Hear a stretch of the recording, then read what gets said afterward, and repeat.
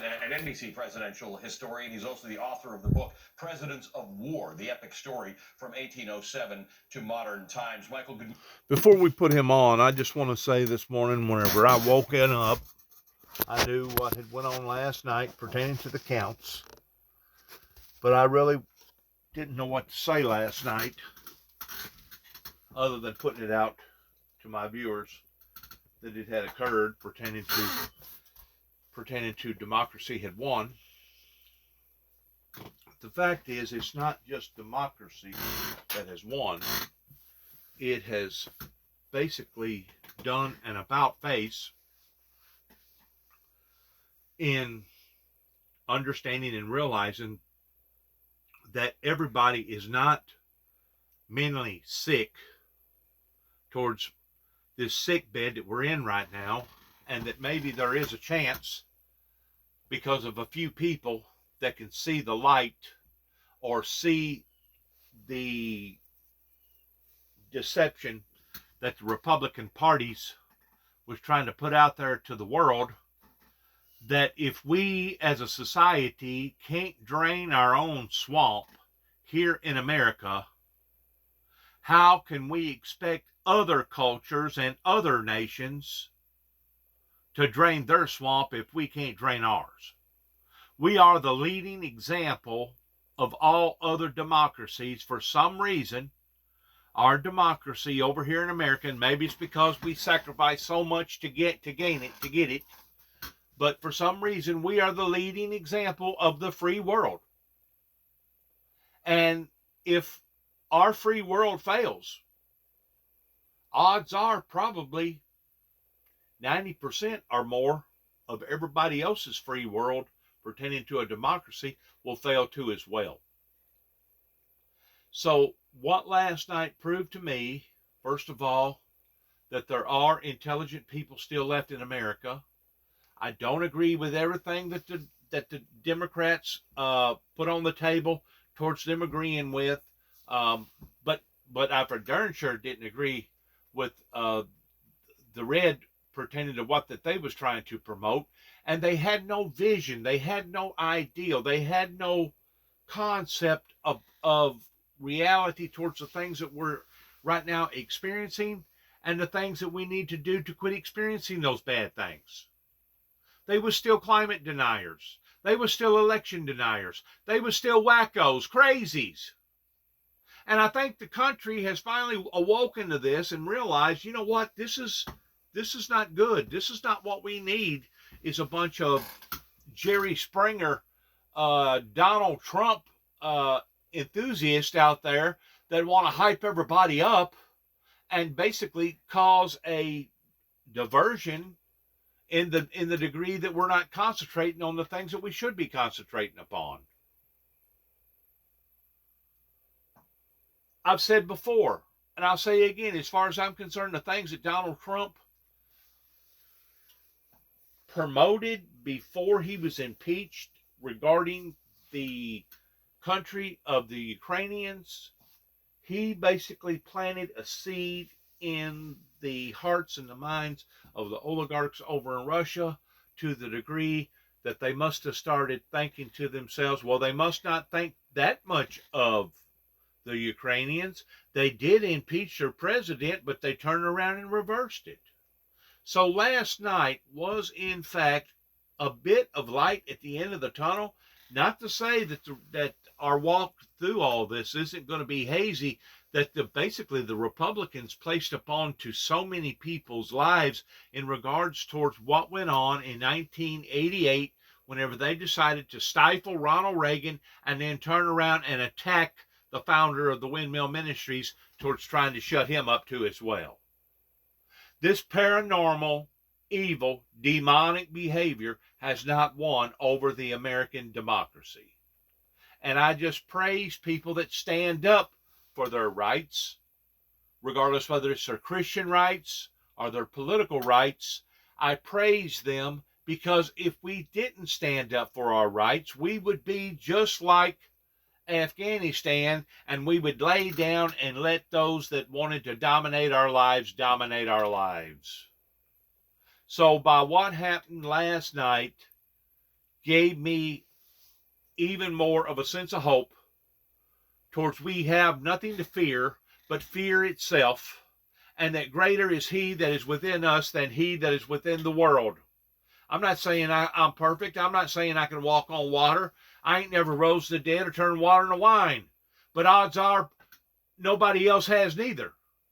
But that doesn't prevent us as a whole, as a republic, towards at least trying to brush up and go back and do thy first works over again, because God himself, the creator of this universe, has not found our works perfect yet. And that's what life is all about whenever it comes to exchanging in these consequences and these circumstances that most of us have to go through in our lives. And it's a learning curve. And you're never going to learn the lesson if you continue to keep making the same mistakes. I truly believe that people are on to the rebel hound pertaining to Donald Trump. That's exactly what he was. He was a rebel hound. He was trying to hype everybody up in the wrong way. And all this rhetoric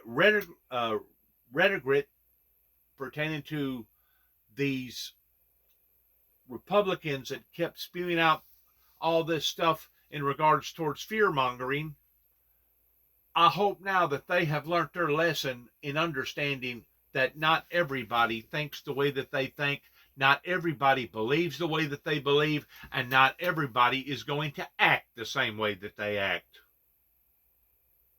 The Bible says that the meek shall inherit the earth. Not the so-called meek, but the meek. Once more, I'm not saying that I agree with everything that the Democrat Party agrees with, but I do know this, that they got a vision.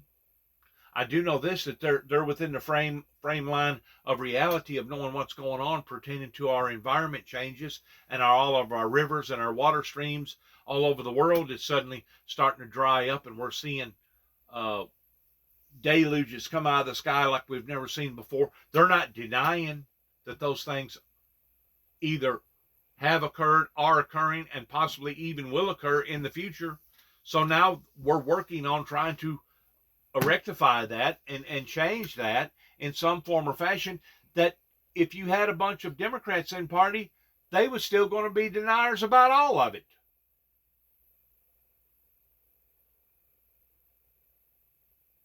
It is a good day for the people in America that still believes in the original concept of what our ancestors had originally designed towards a free, fair, open election, which speaks volumes about the authenticity in how that the presidential election ever got beat or conquered to begin with.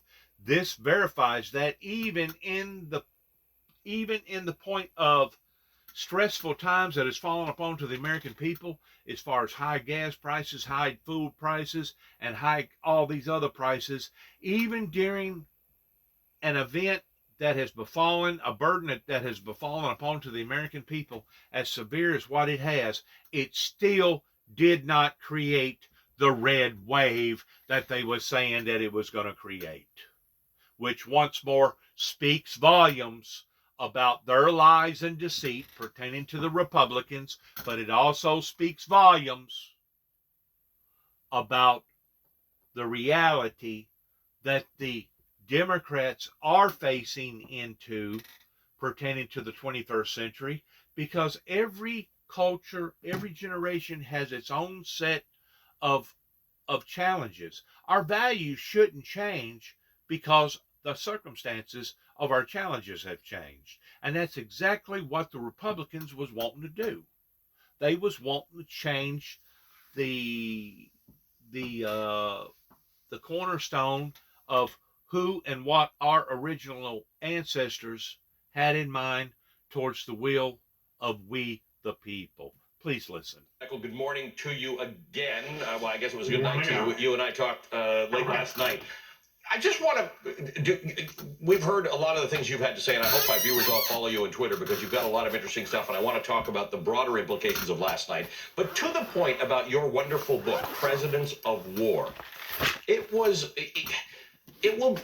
I'm not sure it's dawned on everybody that President Biden may, we're not done with this yet, but President Biden may be the president who brought America's greatest adversary to its knees through its support of Ukraine in this invasion by Russia. Something that McCarthy and Republicans have said they will pull back on if they control Congress. Biden has done a lot of things that his 44% approval rating does not, in the opinion of some people, reflect. Right. Yeah, he sure has. And the biggest one we're seeing this week because, for all of us who love American democracy, and this includes all of our friends or nearly all of them who are watching this morning, this is the week for us. Democracy is a rising sun we see now, not a setting sun.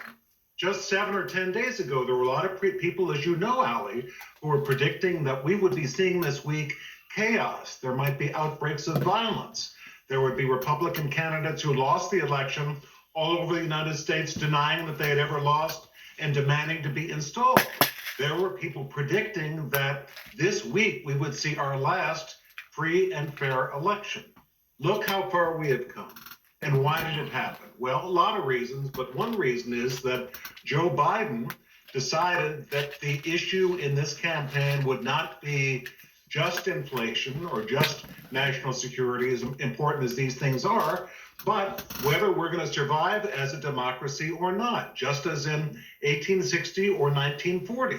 And so he took the very big chance, which is what a strong leader does, of giving that speech in your hometown of Philadelphia and saying it again and again this fall that democracy is on the line.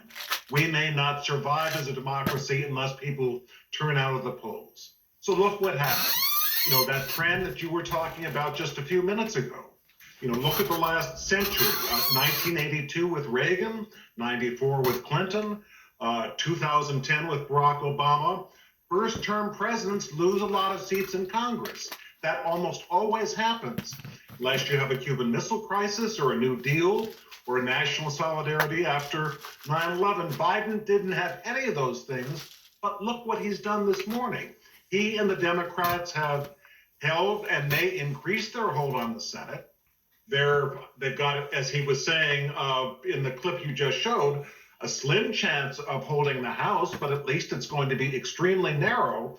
And all those predictions that the Republicans in control of Congress would now try to shut off the lights to the Justice Department, impeach Joe Biden 10 times for reasons not known. All this has now gone into thin air. This is a very happy week, no matter what your party affiliation, for anyone who loves democracy. So let me ask you about a few of those things you just mentioned. The 9/11 attack. In the year after that, George W. Bush did not lose his majority in Congress because there was sort of a national fervor about it. You talked about the Cuban Missile Crisis, the New Deal. You also talked about 1940 and 1860. In 1860, you'll know better than I did. I don't know if all of the country believed it was on the brink of a civil war. In 1940, clearly everybody knew there was a war. In this particular instance, the discussion about democracy, the speech that you referred to that Joe Biden gave in Philadelphia, it was almost operating, it seems now, in the rearview mirror as a background act. So people were still concerned about inflation. Well, that's exactly what it was during Bush after 9/11. It was a background act towards this fervency that he's talking about that happened towards bringing everybody together because of that, in which what was created illegitimately up in the White House towards covering up who was actually in behind 9/11. That's the power that political parties have that can sway the American people just as easily to the far left as they can to far right. And what should have happened and does happen in most countries, if they was to have allowed for something like that to have occurred where 3,000 people just got through being killed over 9/11, all the people that was associated with government, especially federal government, would have immediately been disqualified. But to show you how gullible that the American people was back then, and to show you how deceitful that the Republican Party was, they pulled the wool over the American people's eyes by not only convincing them of the things that the White House was spewing out at that particular time during all the remorse and the chaos that was happening to the American people's lives up towards New York and Pennsylvania and etc. Washington D.C., the Pentagon, but they convinced them that it was another entity that created that done that supported that, and the American people bought it hook, line, and sinker, to the degree of rewarding politicians for allowing for that to happen to us, to where any other country would have punished them by showing them you are no longer eligible to lead us because you, under your watch, allowed for this to occur. Wow, you talk about the power of deception coming from those corrupt politicians as well as corrupt preachers during that time that allowed for that to happen without a clear reality response coming from the American people either during or shortly thereof after 9/11. That's the reason why I say what I say today, after we have figured out this counting ordeal, that as far as I'm concerned, Arizona needs to redo their whole system like Florida had to do back whenever they had all the hanging chads. You don't hear of them no more. There's 2 or 3 other states that need to go in and reform their system before any major election happens or occurs again. I think that most of us can understand the reason why California is lagging, pretending to being slow, because there's so many people in California. There's more people in California, citizen-wise, than there are in any other state. Now, that don't mean that all of them are voters, but it does mean that they got a lot more burdens to have to deal with in California whenever it comes to the election cycle.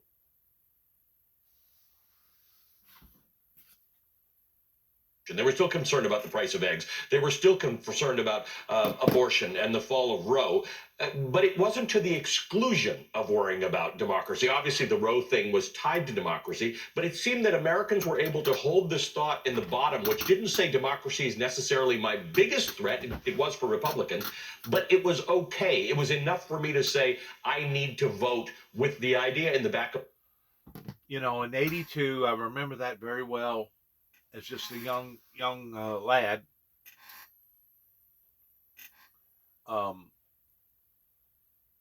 there was so much chaos going on with the banking industry. There was chaos that was engineered by the petroleum industry that basically busted or bankrupt so many people's lives here in America, and our farm was one of them. Our farm was one of them. And whenever Ronald Reagan come onto the scene, he had a vision. It was time for the choosing. It was time for the choice. It was time to make that choice in trying to get rid of all that. But even to this day, since Ronald Reagan come into play, we still see the petroleum OPEC companies doing the same game. And just about every one of them presidents is it's showing right now, minus Biden, the oil, crude, petroleum product people in general have taken advantage of not only the American people but the world. And now this time, whenever it occurred on a spotlight.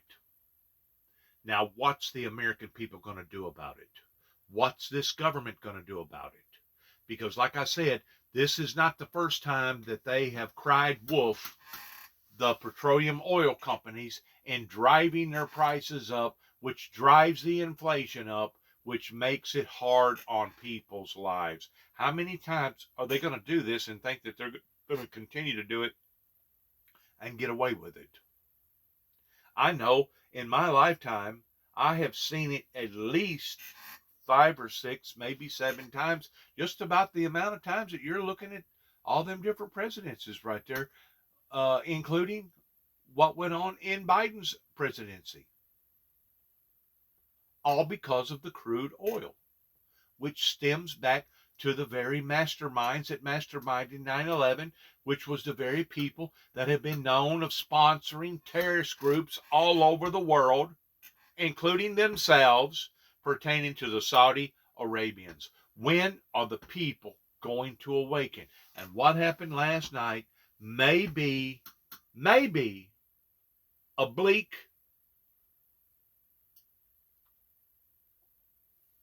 opening of seeing a little bit of the light coming through of possibly people being aware and getting on board towards the things that they need to get on board.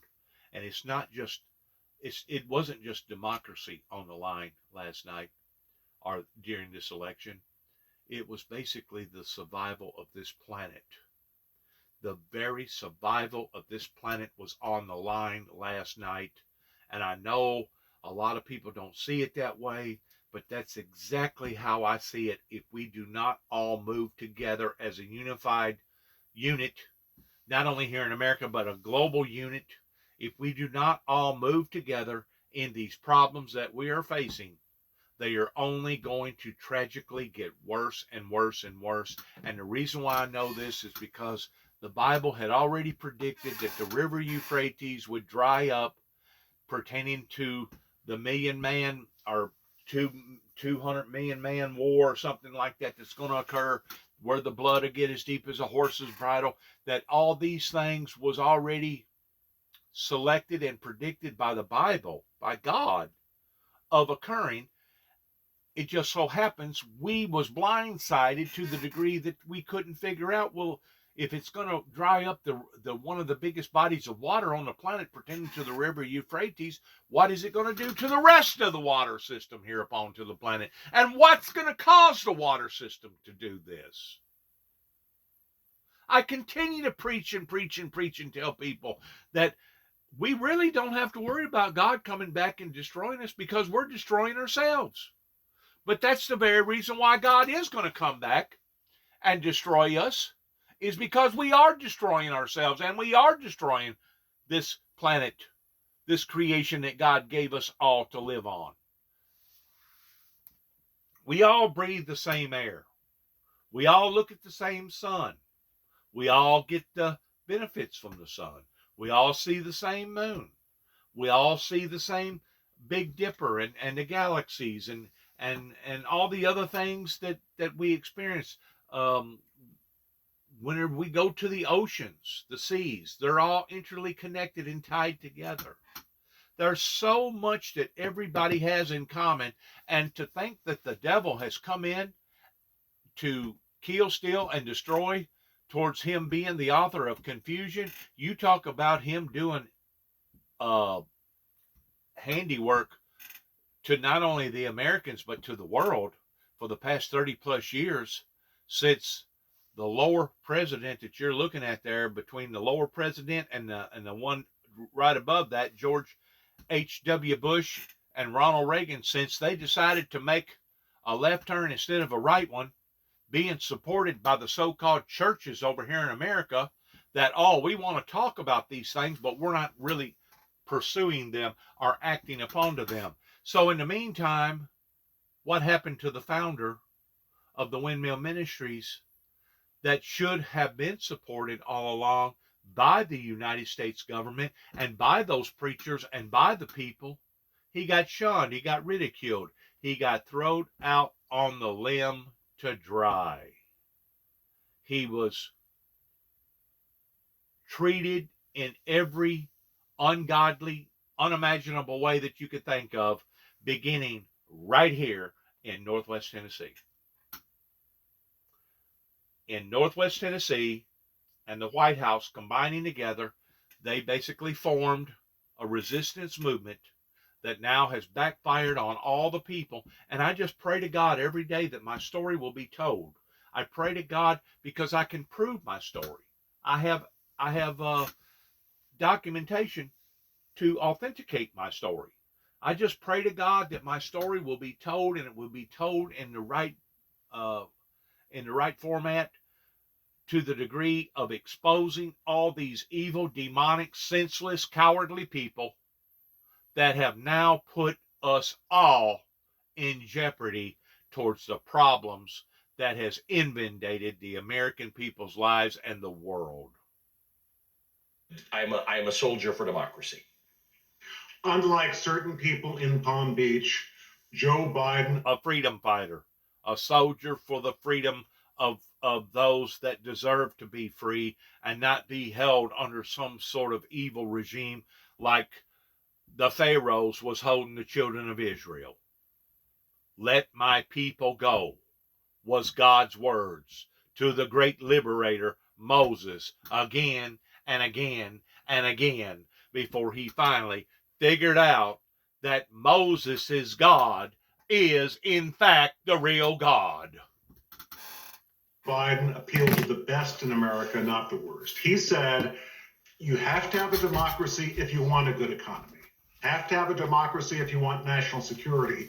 And also you have to have a functioning democracy if you feel strongly about abortion rights and you're indignant about the fact that a Supreme Court 1/3 appointed by Donald Trump with a 6-3 conservative majority has done that rare thing in American life, stolen away a right that women and men had in this country. Men are just as involved in decisions on abortion in most cases as anyone else. Took this right away.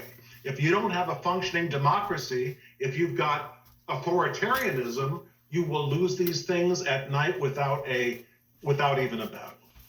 You can think other things are your biggest priority, but without the democracy, you do not have a platform. Always. And Americans got it, and we saw it demonstrated this week. Congratulations to the American voter for understanding that, regardless of whom they voted for. Michael Beschloss, thank you, as always. Thank you for being with us all week and last night and again this morning. Michael Beschloss is a remarkable historian. He's NBC News' presidential historian. He's the author of several books, including Presidents of War, the epic story from 1807 to modern times, which is unusually relevant. Once again, something notable about this year's midterm elections: every election denier running for Secretary of State in a competitive state lost. Coming up, I'm going to talk to two people who beat their election-denying opponents, Nevada's Cisco Aguilar and Michigan's Jocelyn Benson, about their role in upholding democracy and how they plan to continue to fight the big lie leading up to 2024. Plus, on Tuesday, America's insurrectionist ex-president is expected to make his 2024 re-election bid. Coming up ahead, I'm going to be talking to his former fixer, Michael Cohen,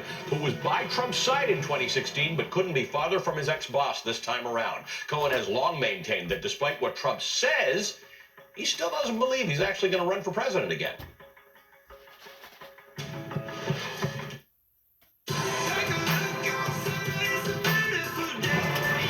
Out here, there's no shortage of beautiful things.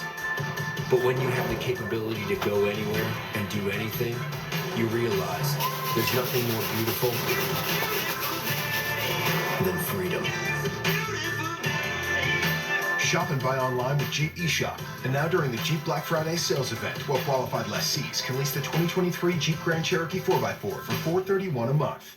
Today, my friend, you did it! You did it! You Good news! A new clinical study showed that Centrum Silver supports cognitive health in older adults. It's one more step towards taking charge of your health. So every day, you can say, Centrum Silver. It's the season of joy, and Michael's has everything you need to make it magical. So make the holidays your way with Michael's, and bring some cheer to everyone on your list. make the holidays with Michaels. Allergens, respiratory droplets, dust, dangers to your breathing. Get My Pure Mist Ultra Pure Steam Inhaler. Boom, it's on. Germs destroyed, droplets and allergens terminated in their tracks. Pure effective steam making your sinuses happy. Whoa, breathing again. More than 1,000 5 stars on Amazon, so approved by you. My Pure Mist, the best thing to happen to breathing, period. And yeah, all the best retailers have it. Do it. Before Clear Choice, my dental health was so bad. I would be in a lot of pain. I wasn't able to eat. It was very hard. Kimberly came to Clear Choice with a bunch of missing teeth, struggling with pain, with dental disease. Clear Choice dental implants solved her dental issues. I feel so much better. I feel energized to go outside and play with my daughter. I can eat anything, like I don't have to worry. Clear Choice changed my life.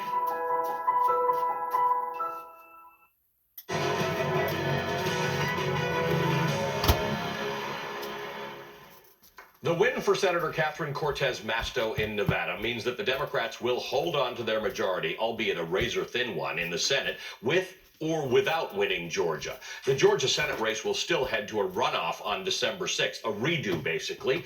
But it's of a different relevance now that the Senate's already been called for Democrats. I want to talk about it with my friend and colleague, the Reverend Al Sharpton. He's the host of Politics Nation here on MSNBC. He's the founder and the president of the National Action Network. He was with me last night during our coverage of this. Rev, thanks for getting up early again. It's a long day for you, but you get up early on Sundays anyway. Thank you.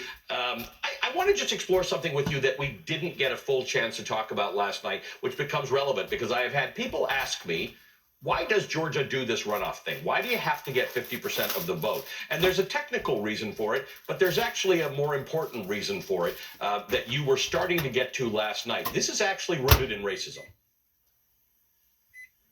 Absolutely. What they have, in my judgment, constructed this for is to have a stopgate. So in case a black candidate, which was clearly something in segregated Jim Crow Georgia never wanted, and then the immediate aftermath, those that were wanting to continue that process, had a stopgate so they could then rally people in a lower turnout runoff to preserve white representation.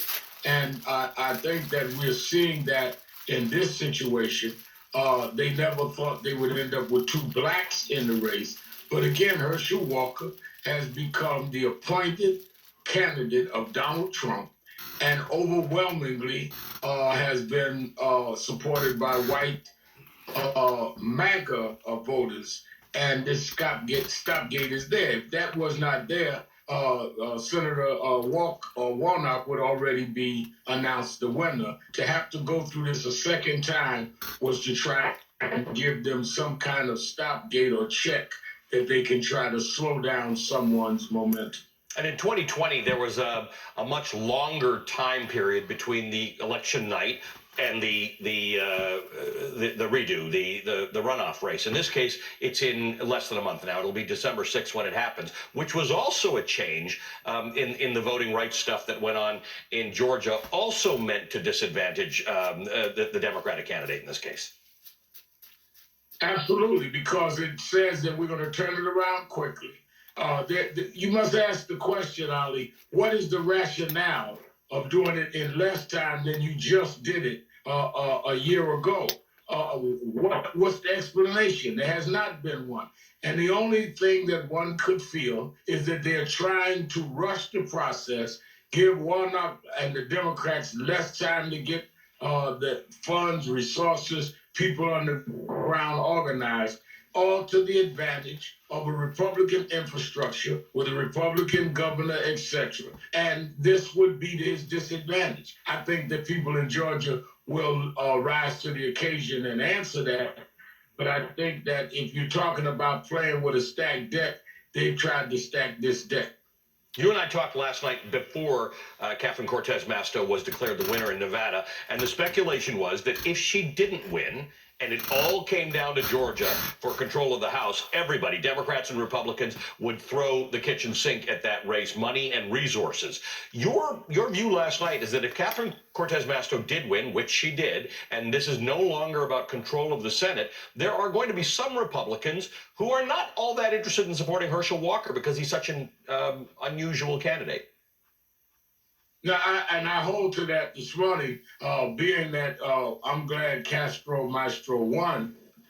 Now the Republicans cannot try and crusade and get a big Republican turnout under the rationale it will give us the U.S. Senate. Now, I'm sure they'll come out with some rationale. I'm sure they will try and have some reason to try and rally their troops, but it will not, in my opinion, resonate as much as it would have had Castro Mastro had lost, Cortez Maestro had lost. I think, on the other hand, I think that Raphael Warnock's troops have to be energized to say we need, even if we've tied and maintained the majority of the Senate, we need to have that extra one vote.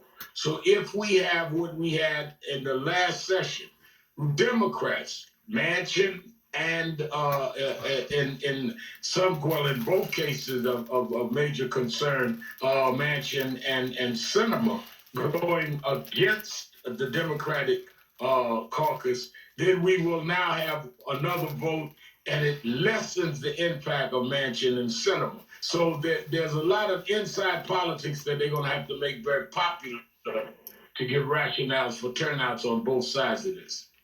Rev, good to see you this morning. Thank you for joining us. The Reverend Al Sharpton is the host of Politics Nation here on MSNBC and the founder and the president of the National Action Network. Well, Donald Trump's receiving a mountain of blame for the red wave that wasn't this midterm election, especially from within conservative circles. But that does not appear to stop him from wanting to launch another bid for the White House on Tuesday. Luckily for us, Mary Trump, his niece, is standing by to help us make sense of his political calculus. I know what my opinion about it is. He wants to dibble dab back into that money again, that free money, that politician money. Pressure's on for the Republican Party, with former President Trump reportedly planning to launch his 2024 presidential campaign on Tuesday, despite the disappointing outcome of the midterm elections for Republicans. On Thursday, the former president issued a statement confirming that he will be making a, quote, special announcement at Mar-a-Lago on November the 15th, that's Tuesday. Sources close to him say he intends to launch his presidential campaign then.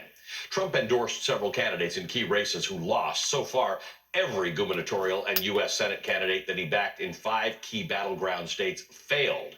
Scores of Republicans are now blaming the former president for the disappointing returns, with some openly calling on the party to move on from Trump. Speaking on PBS, the Arkansas Republican Governor Asa Hutchinson said on Friday that Trump's endorsement is not what it turns out to be. The underlying point is that Trump's endorsement comes with a cost. And the cost is that it minimizes your ability to attract independents and to win in November. Longtime Trump backer Congressman Peter King of New York put it more bluntly, tweeting, quote, "You're fired. That's the message Republicans must deliver to Donald Trump ASAP. What should have been a red wave election for Republicans this year instead saw the GOP barely take back the House and stumble into another 50-50 stalemate in the Senate. The proximate cause of this failure was Donald Trump. He held massive rallies where he ranted endlessly about himself, complained about the 2020 election, and attacked other Republicans. It was Trump's ego first, last, and always," end quote. Conservative blogger Michael Cernovich sees a silver lining in all of this. In a tweet posted to his 1 million followers, he said, quote, "Losing always sucks, but at least no one has to suck up to Trump anymore," end quote. But criticism from within his own party doesn't appear to have fazed Trump, who seems ready to plunge the entire GOP straight into a third Trump presidential campaign. A hasty announcement on the heels of a disappointing midterm outcome is now going to force the GOP's hand. Do Republican elites continue to rally behind a problematic ex-president or move on to a less volatile standard bearer for 2024? Many Republicans have begun turning toward a potential Ron DeSantis run. DeSantis' landslide re-election as Florida's governor. Let's go on. I do want to hear what Trump's niece got to say. move on. Right here. Here she goes. Somewhere.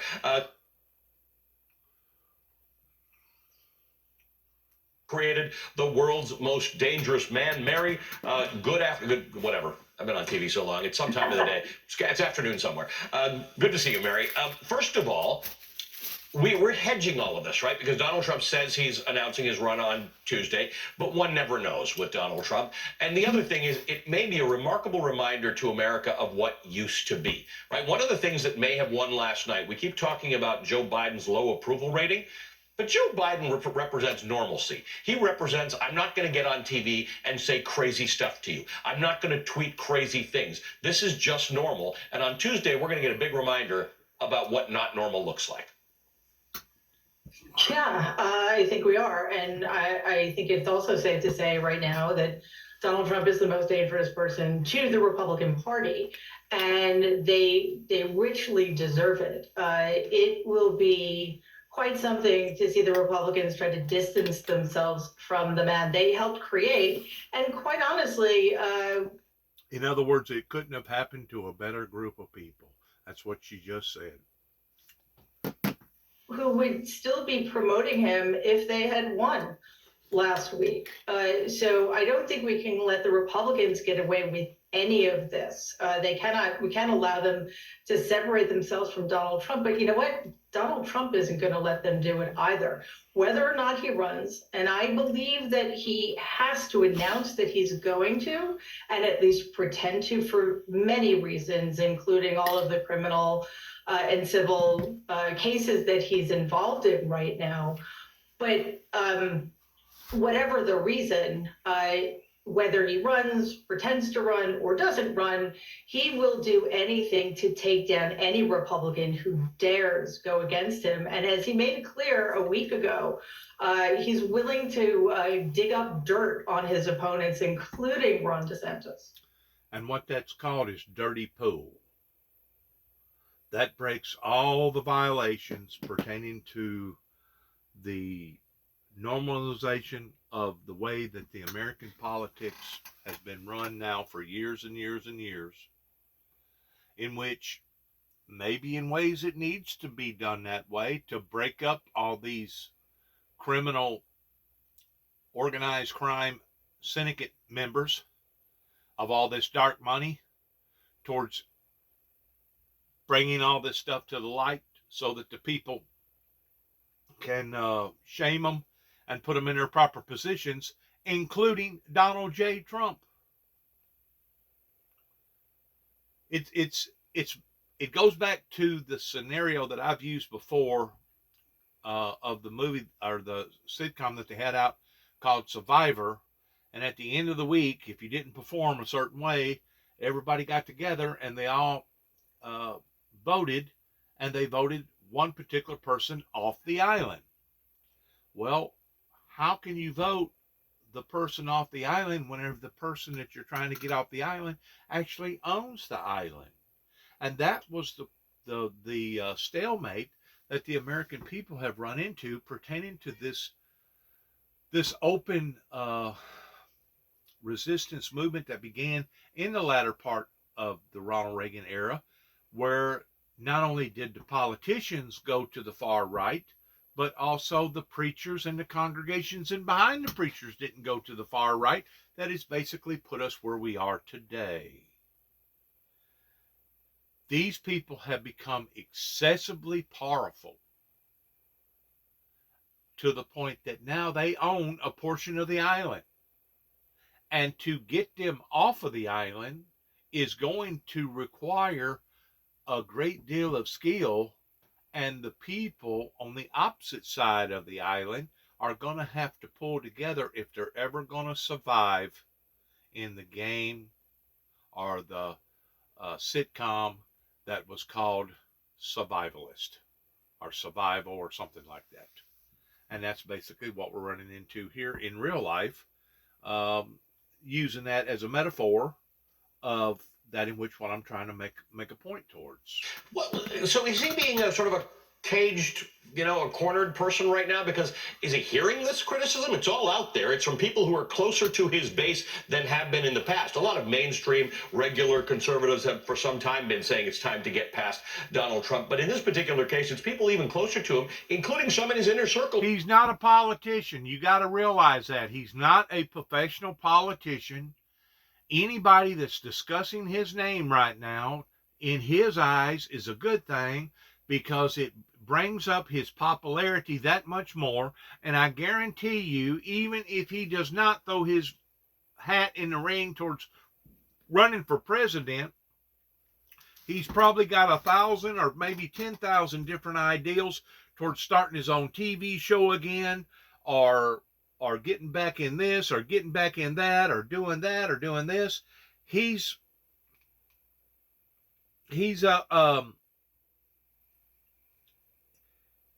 a feeder. He's a scavenger. He's like a catfish in the bottom of a river, or a possum. He's a scavenger. And he's made up his mind that he's going to put his mark upon to the planet in any way that he can, regardless whether it looks like it's legitimate or it's not legitimate. And that's the type of person that we had at one time running our government. That's the very person that I believe had a great deal of influence towards why the Russians decided to do what they done, especially whenever we would basically impeach him for doing wrong, but then they would turn around and not pursue the punishment in the impeachment. That was speaking volumes, large volumes, to the Russian oligarchs towards how they thought that we felt about the Ukrainian people. And it wasn't until the February ordeal, whenever the invasion originally took place, that we had to straighten or correct that analogy that obviously Donald J. Trump had a great deal to do with towards misleading people's ideals about certain things. And like I said, it doesn't matter whether or not he runs for president. It doesn't matter whether or not he becomes a president again. He has already gained his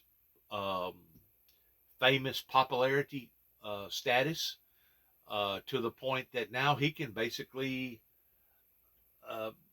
buy into a hotel chain and probably still make a buck at the end of the day, to where most people can't do that. He has connived his way up the ladder, up the chain, and this is basically what he wanted to do. You can use the expression of celebrity hound if you want to. I mean, he was already a big name out in New York City pertaining to that particular industry that he was involved in, but this just absolutely quadruples or tops all of it, to the degree that now it don't matter what he wants to do. He's got that recognition out there, regardless whether it's bad recognition or good recognition. It's still recognition, and because of it, he knows it, and he's going to play with it. He's going to support his empire and his family, and he's going to build on it. And if it would be anybody else, they'd probably do the same thing. Donald J. Trump is a conniver. Whenever he talked about in front of the audience debating Hillary Clinton, that he was smart enough to not to pay the taxes like everybody else had to pay, he doesn't lie, or he doesn't try to hide the fact of what type of a conniver that he really is. He's a conniver. He's a shyster. And the American people has been shysted, and the Republican Party has been shysted by ever allowing for this circus clown to ever get on board in this three-ring circus that was already developing here in America to begin with, way before Donald Trump ever become president. And now, because of it, it has all suddenly surfaced to the top. Keep in mind, we're talking about a person that thought it was cool for people to drink bleach if they had COVID, or didn't take the matter that serious, that allowed for millions and millions of people, as far as I'm concerned, to die, to suffer endlessly, that didn't have to die because of his lack of judgment, his gross negligence. just like the people right now that's dying over in Ukraine, because obviously he put out the wrong imagery, the wrong signals to the Russian government oligarchs that, well, we care about the Ukrainians, but we don't care about them that much. And it wasn't until the war actually broke out that President Biden had to stiffen his neck to prove to the world that we was going to fulfill our commitments with the Ukrainian people towards supporting them in their endeavors towards them standing up for their own personal democracy, even at the expense of bringing hardship to the citizens of Russia. And not only did Biden get on board with that, but the rest of the world did too. And I think, no, I don't think, I know, because I've heard from some of the oligarchs that was associated with poisonous Putin's regime, of them downing now Putin openly, publicly downing him, that up until this war was basically unheard of. And now they're realizing that they have led, poisonous Putin has led their party into the mouth of the volcano. And because of the suffering that has befallen upon to those people, instead of those oligarchs coming out on top by attacking the Ukrainians, now they're realizing that it was one of the worst mistakes that they could have ever made in their entire lives. And all the stuff that they had tried to achieve in the past 30 plus years has now totally collapsed in front of their very eyes. And now, instead of prospering, they're actually losing. They're going broke. Their people are turning on them. They're realizing just exactly what the word democracy actually means on a global, worldwide scale. Whenever you have tens of thousands of people that's leaving your country because they're evading any type of mandated draft coming from a maniac like poisonous Putin, that in and of itself speaks volumes about how that the Russian people associated with that government over there, it speaks volumes about how that they feel about going to war for an unjust war. But it leads right back to the very person that we're talking about. This is his niece right here. So let's listen to what else that she has to say, because she did consequently open up her mouth against her uncle. And I'm pretty sure to this day, she's probably still feeling the repercussions of turning on her own. I admire this woman, just like I admire Miss Cheney that done what she done, because there were certain people in the world that was not going to stand for somebody as wicked and somebody as manipulative as Donald Trump to do the things that Donald Trump was doing and thinking that he was going to get away with it. And last night, whenever the tally finally come up, I think it speaks volumes about how that now the American people are on to this wolf in sheep's clothing, and they don't want no part of him. No part of him. And I realize that I'm in a segregated republic environment here in Northwest Tennessee. But once more, who was the very people that got us in this trouble to begin with? You can't just look at the past year pertaining to what Joe Biden has done or didn't do. You just can't go for the past 2 years since he's been in power pertaining to his presidency of giving him all the backlash pertaining to the failures of this government. You got to be smart enough to put all the dots together, not just a couple of them. That's one of the problems here in America, is that we've been so naive that they didn't want to look at the whole truth and only parts of the truth. You got to go back to the core. You wonder how come the Army Corps, Engineer Corps, does what they do. The reason why is because they are at the core of the problem. It doesn't matter if it's a major outbreak of fires pertaining to droughts. It doesn't matter if it's floods towards having to blow up a levee somewhere to keep another town from merging underwater that's going to cost billions, if not trillions of dollars worth of damage, versus a neighborhood it's only going to cost a few $1 million worth of damage. The core is at the core. That's why they're called the core. The core of origin began right here in Northwest Tennessee, pertaining to a group of people that decided to go to the left instead of going to the right. They, the white-eyed, split tongue, talked about peace, talked about the Antichrist, talked about the one world government, talked about the New World Order, talked about the opening of the seals, talked about the two witnesses, talked about the things that Jesus predicted pertaining to Armageddon and the war of all wars pertaining to the last and final war, talked about those things, but they was not willing to pursue them. They done just the opposite to the founder of the Windmill Ministries missions towards making his life miserable. And now the same misery that they brought up into my life has now backfired upon all of their lives. And now the people are starting to hold these people accountable. And thank God for it. Thank God for it. I have prayed and prayed and prayed, and I'm still praying that true justice will serve. Whenever I put out the material that I put out last night pertaining to the calling, answering to the calling, that calling wasn't just the calling to being a patriot. That calling was not just the calling towards being a supporter of democracy, an advocate for democracy. That material that I put out last night and today that I'm going to put out is material that's in balance towards standing up for the righteousness of a living, holy God.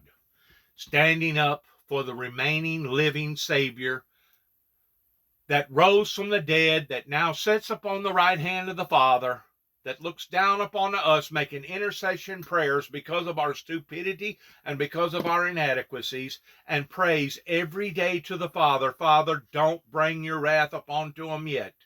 Let various messengers have their play in being able to tell these people where that they have went wrong, even though they don't like the message coming from the messengers. But at least we have got their attention to the degree that now maybe we can gain an audience to where people will listen to the things that we have to say towards how that this government has brought this condemnation upon to itself. And it wasn't the whole government that done this. It was only certain members of the government, regardless whether it was local government, state government, or federal government. And I realized if I was in another country, especially a communist-controlled country, I would basically have my head immediately desevered from my shoulders and me basically assassinated for me saying the things that I'm saying about these people. But I know that these was the people that planted that seed of division, that planted that seed of whatever that you want to call it, that now we're seeing the manifestation of it that is imitating not just the guilty, but now it has imitated the innocent too as well. So whenever I say what I say, it's not because I wanted it to happen this way, but whenever I say that it couldn't have happened to a better group of people, I mean just exactly that. Because there's people right here within a half a mile of where I live that was part of that conspiracy, that was part of that resistance movement, that thought that they was going to be able to do this and get away with it. And I'm talking about people that go to church every Sunday. I'm talking about people that if you didn't know them really, really well, you would have thought that they was just outstanding saints of God and that they didn't have no blemishes whatsoever in their lives. Well, those are the very people that Jesus warned us about. Those was the imposters that Jesus said that would come forth in the last days, that they would be wearing sheep's clothing, but inwardly they would be raging wolves. It is the raging wolves that has put us where we are today. And finally, in this particular election and election before that, of getting Donald Trump out of the presidency seat, I can finally breathe a little bit, a sigh of relief towards saying maybe there's hope for the American government, and most importantly, maybe there's hope for a global movement pertaining to a revival that will lead into a revolution, a global revolution that will be the infancy stages of a global democracy that will be fair and decent for all people. Circle who are saying maybe don't declare on Tuesday, maybe wait to see what happens in Georgia, maybe wait till later. It does seem, and you know his personality better than most, it does seem that all of this is forcing him or making him want it more. Oh, Al, you're absolutely right. He needs desperately to feel relevant because even though people in the Republican leadership and others in the party have been wanting to distance themselves from him for a while now, this is the first time we have concrete evidence, or they have concrete evidence electorally of just how poisonous he is. So I don't think that they're saying, based on results they're blaming him for, that Donald Trump is the biggest loser of the midterm elections is going to make him want to go away quietly. So what do you think happens here? Donald Trump wants to be relevant in the face of an election that has done something for him that he never wants, that has proved that he is potentially less relevant than he thinks he is. So how do you square those things? Because you do maintain that he remains the most dangerous person in the Republican Party, and by extension, that means he may be the most dangerous person in America, because there's a possibility he could run and win and become the president of the United States again with this irrelevance. How do you square those two? Is he either less relevant, or is he still the most dangerous person around? Before she answers that question, I want to bring up George Walker H. Bush. George Walker H. Bush come in off the coattail of Ronald Reagan, off of his successes that he done and one of those major successes was by ending the Cold War, helping to bring down and to spotlight an evil empire pertaining to the Russians, the Russian government at that time. During the proceedings of him running for presidency the second time, he realized that he had failed the people by telling them, read my lips, not my hips, no new taxes. And his lies was so deceitful that there towards the last, whenever he lost his election, this was after he made the statement in basically making mockery of Jimmy Swaggart and telling the world that America was going to hell in a handbasket. But it was this man that made reference to the American people by characterizing them as a vicious animal. And if I'm not mistaken, he used the analogy of a biting dog. After he lost the election, he said, yeah, and the very people that you thought was for you and with you and supported you will turn on you like a biting dog. And they will. You know why? Because the unsettledness in people's hearts here in America, for the most part, not all of them, but for the most part, they need somebody else to blame other than themselves. They need that scapegoat. They need that whipping post, just like my father needed that growing up, because he had turned his back on the Lord and he was living a life that was so miserable. Every day his life was so miserable, he made it an attempt to make everybody else life around him miserable. He wanted to blame everything on everybody else other than himself. And that's how the demonic kingdom works. That's how they work. And they're always looking for an scapegoat.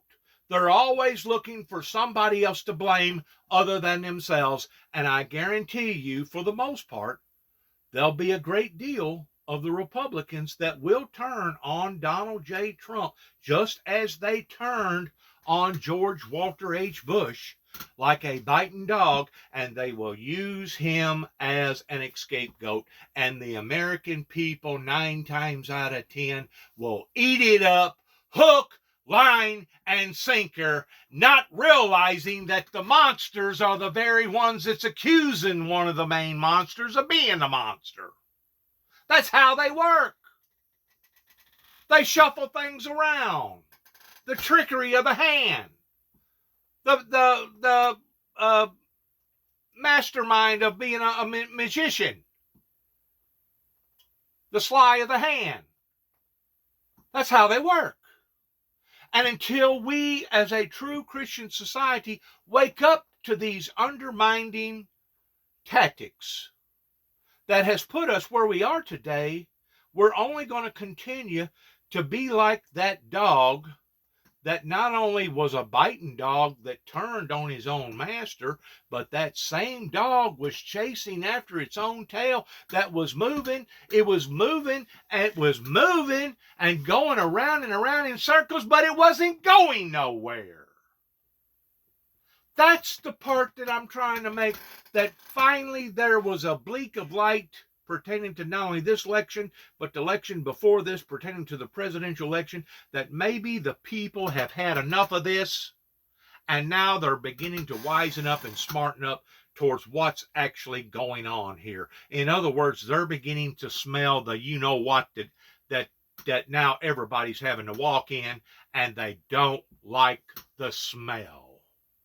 And they was willing to even consequently vote the way that they voted in this election, even though their prices of their gas, their prices of their food, a lot of people are behind on their car payments, their house payments, their rent payments.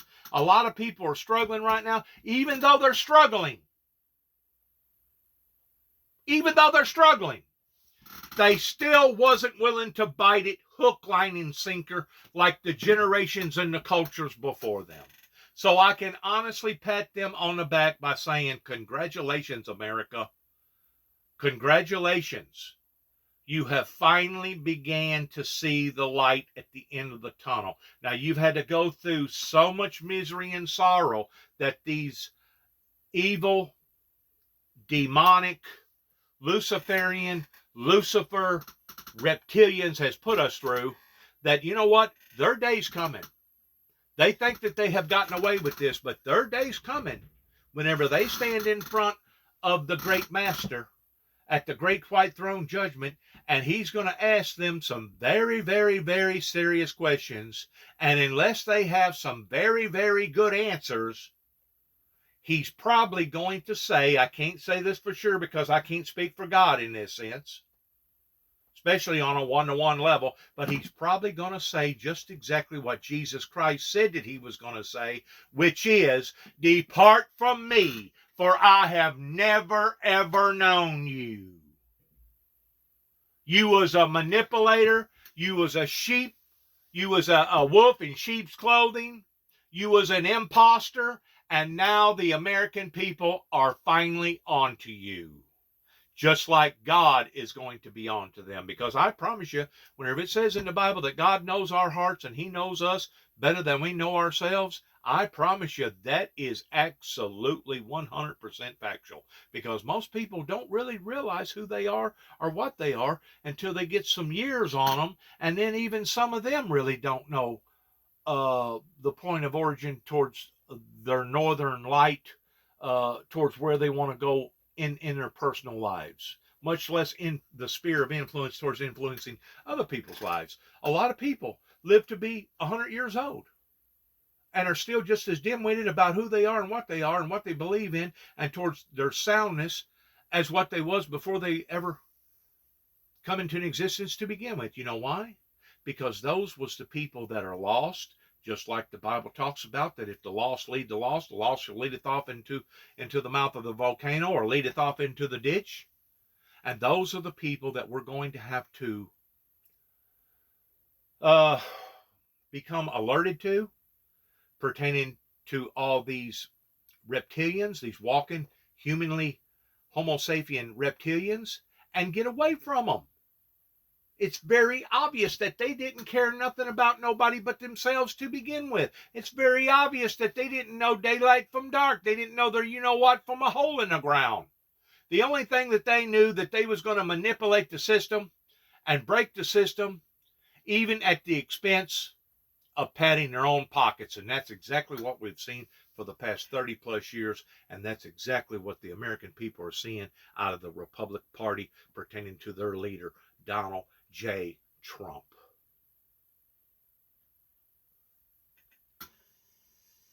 Well, I think it's both, because Donald becomes his most dangerous when he fears loss of relevance, when he fears that he is no longer the center of attention, when he fears that he is no longer the one in control. And we don't know just what kinds of information he has on other people in his party. What we do know is that he would be willing to use it. And I believe we talked about this before the 2020 election. Donald will burn everything down if he feels like he's going down. We can't discount that. We ignore him. And he weaponizes that in a silly, deformed, goofy, clownish way, because in reality, he really don't understand the damage that he has already done put a great deal of American people through. Just like he really don't understand, or he claims that he don't understand, I think he does, the damage that he has done to the Ukrainian people by trying to blackmail them people, and then Congress having to respond, and the Senate responding the way that they did by giving out the wrong images to the Russian oligarchs right here in and during and shortly after the COVID, where people was already struggling to begin with, that basically told poisonous Putin, go for it, man. A matter of fact, within 24 hours after Putin done what Putin done, here come Donald Trump praising him, telling everybody that he was the greatest genius in the world. The greatest genius in the world. And now, since February, we have seen men, women, and children get raped, mutilated, robbed, pillaged, their homes blowed up, their communities blowed up, their whole country blowed up, almost started a nuclear catastrophe over there, and would have had if it wasn't for the atomic whatever you call them, that intervened in all that. But we have seen him blow up schools, daycare centers, deciding to turn in a different direction, et cetera, and to think that we was even contemplating on allowing for this individual to be a president again, that was bragging about poisonous Putin this way, continues to present to this country. But in fact, after the 2020 election, there are a lot of people, including many who watch this show or this network, who breathed a sigh of relief, who said, I don't have to have the TV on all the time.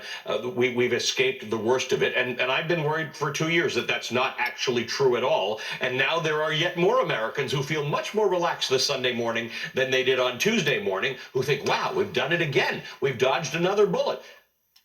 The bullets are still flying. The anti-democratic bullets fired by Donald Trump continue to fly. The danger now is that anybody, including him, who tries it again, knows what went wrong last time and might be more sophisticated about it the next time. Absolutely, Elliot. And the bullets are still flying, and we can't keep having the most important election of our lifetime every election cycle. We can't keep being in a position where what is at stake is democracy or fascism.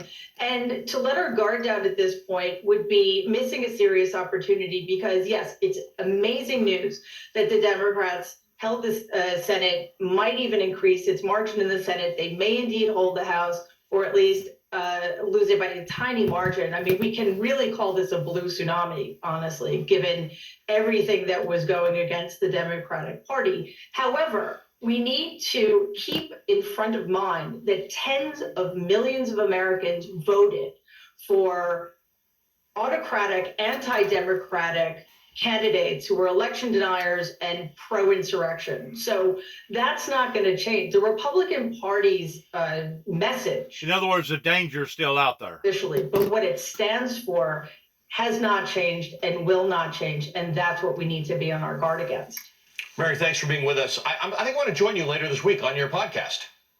Yes, I'm so excited. It's going to be a great time. I have a whole 45 minutes with you. I was going to say, I'd love to actually have a longer conversation with you, so I look forward to that. Mary Trump is the niece of Donald Trump and the host of the Mary Trump Show podcast. She's the author of Too Much and Never Enough, How My Family Created the World's Most Dangerous Man. You know, sometimes you write a title for a book and it doesn't seem relevant a year or so after you've written it. In Mary Trump's case, this only becomes more relevant. All right, coming up, we had sticker shock over the last several months, but the price of goods being so high, this week we received a bit of good economic news. Actually, it's a bit more than a bit, and it may indicate that inflation could be coming down.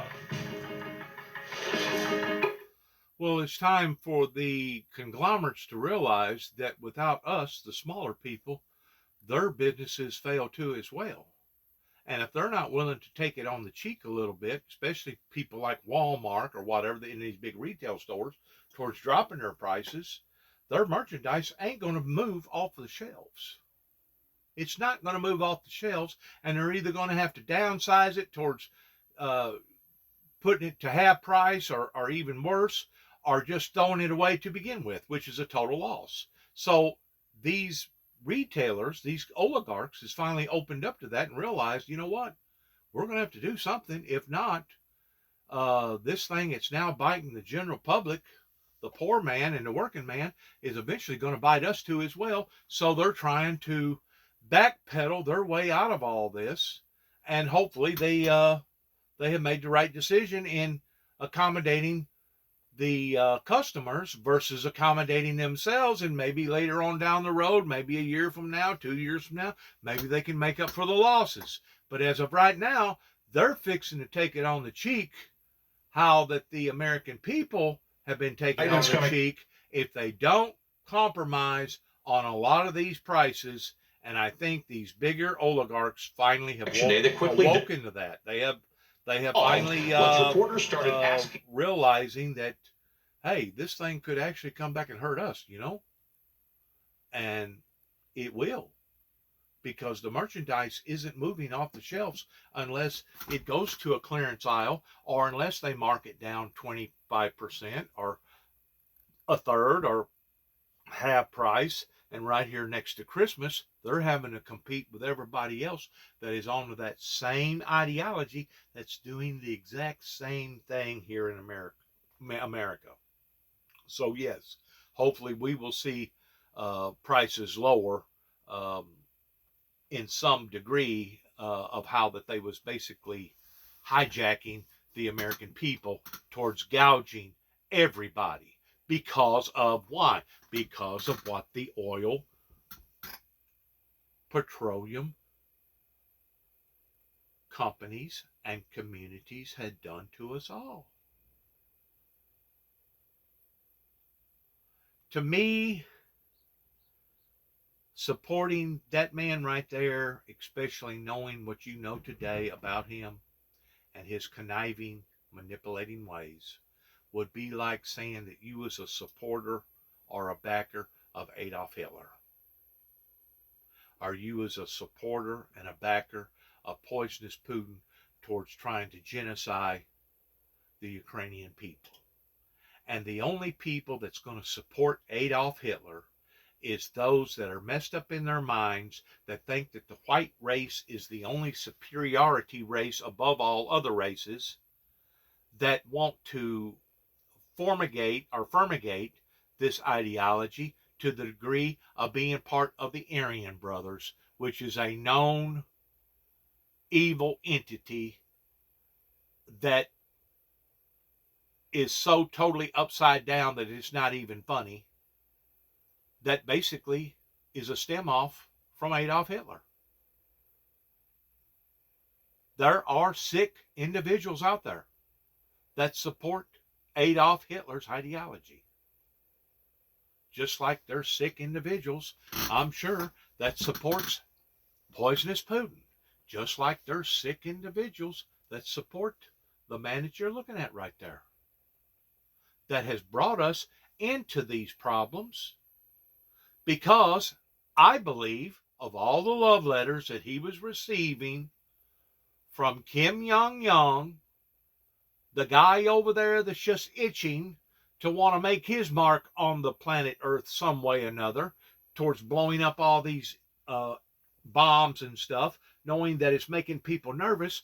But he was getting and receiving all these love letters from the leader of North Korea. And there, long about this time of the year, he started telling him, I have a Christmas present for you. I have a Christmas present for you. And it actually was so alarming that it made our national defense get that much more on standby of not knowing if this guy was actually going to shoot off a nuclear missile, in which it did freak the people over in Hawaii. I don't forget now what island that it was. It freaked them out, not knowing if he was shooting some sort of a nuclear missile, to the degree that they went down on lockdown. But I truly believe that it was Kim Jong-un, the leader of Korea, that planted COVID-19 over in the lab to make it look like that it purposely come from the lab to set up his own party pertaining to the leader of China, that wanted the leader of China to take on the brunt of the blow that they done what they done intentionally to the world. Indictments coming down in this investigation.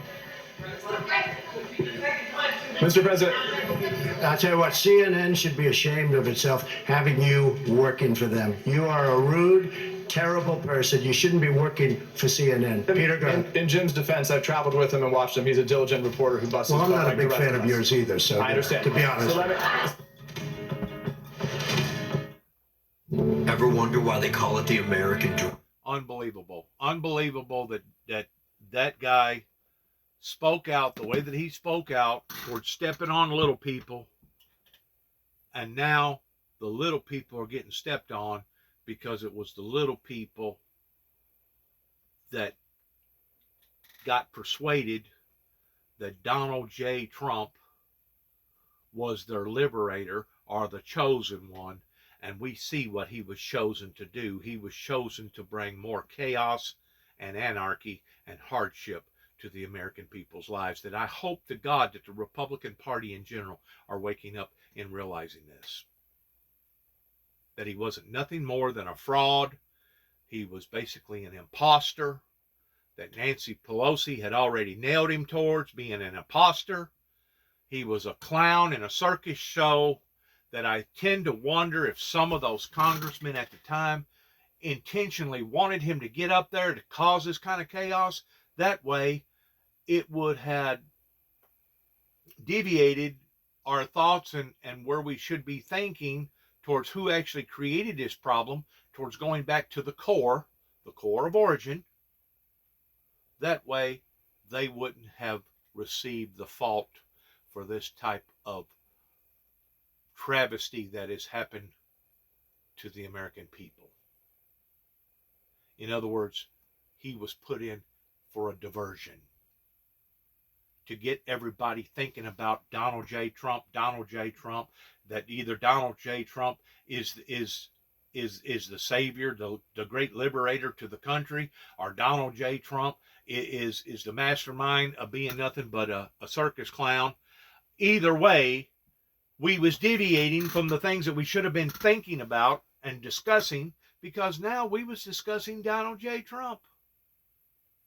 So that movement, that eternal movement coming from the deep state, the manipulators, it has blown up in their faces too as well. Because now the mask has been taken off, and now the world can see who the real Donald J. Trump is.